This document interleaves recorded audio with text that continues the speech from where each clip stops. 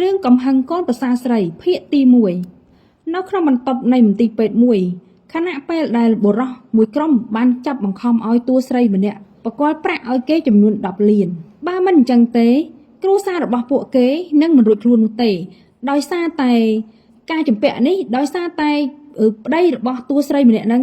បានតែខ្ចីគេតាំងពីយូរយារណាស់មកហើយពេលនេះត្រូវចាប់បង្ខំតួស្រីនឹងឲ្យសញ្ញេព្រមប្រគល់លុយ10លានឲ្យតែគេ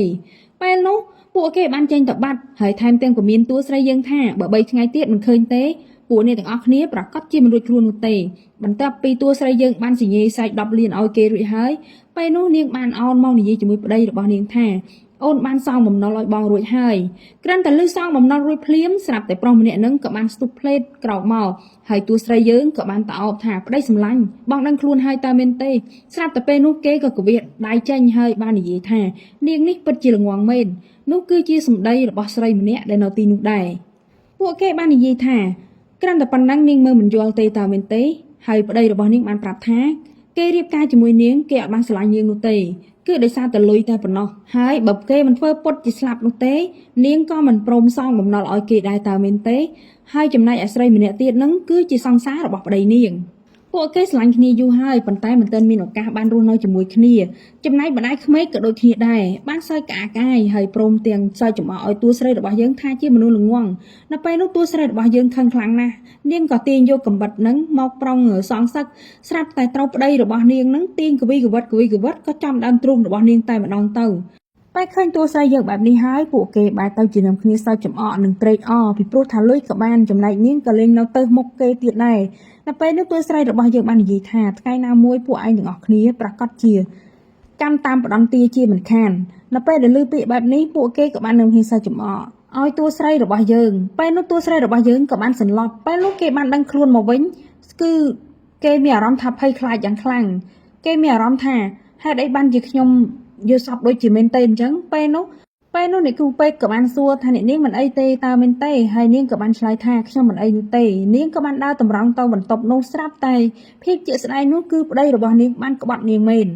ប្តីនាងដែលកំពុងតែឈឺដេកផ្ទេតណាស្រាប់តែគ្រាន់តែកលេចឃើញសង្សារភ្លាមណាក៏មានអារម្មណ៍ស្រើបស្រាលថើបរបស់អង្អែលភ្លាមតែម្ដងធ្វើឲ្យតួស្រីរបស់យើងនឹងក្តៅចិត្តយ៉ាងខ្លាំងហើយពេលនោះពួកគេបាននិយាយថាបងសម្លាញ់អូនបានរៀបចំផែនការរួចហើយពេលនេះណាសម្បត្តិពេទ្យក៏បានចេញមកដែរថាបងប្រកាសជាស្លាប់ហើយនៅពេលនោះផែនការអាក្រក់របស់គេប្រៀបដូចជារូបភាពដែលតួស្រីរបស់យើងបានឃើញរយៈពេលប្រហែលនាទីមុនអញ្ចឹងហើយចំណែកពួកគេរៀបចំផែនការនេះក៏កិច្ចមិនផុតពីខ្សែភ្នែករបស់តួស្រីយើងដែរពេលនេះទៅគេដឹងថាប្តីរបស់នាងពិតជាក្បត់នាងមែនរួចហើយគេក៏បានដេកទៅវិញហើយក៏ធ្វើជាស្លាប់នៅពេលនោះតួស្រីរបស់យើងក៏ចាប់ផ្ដើមគិតថាខ្ញុំត្រូវតែសម្ដែងឲ្យល្អមើលបន្តិចពេលនោះតួស្រីរបស់យើងបានរត់មកថាតើប្តីរបស់ខ្ញុំយ៉ាងម៉េចហើយសង្សារប្តីបាននិយាយថាសុំទោសផងពេលនេះគេផុតដង្ហើមបាត់ទៅហើយគ្រូពេទ្យជួយគេមិនទាន់នោះទេចំណែកតួស្រីរបស់យើងក៏បានដើរទៅជិតយឺតហើយក៏បាននិយាយថាពុទ្ធោប្តីសម្លាញ់បងស្លាប់ទៅអីក៏លឿនម្លេះគេបើកមុខរួចហើយគេបាននិយាយថា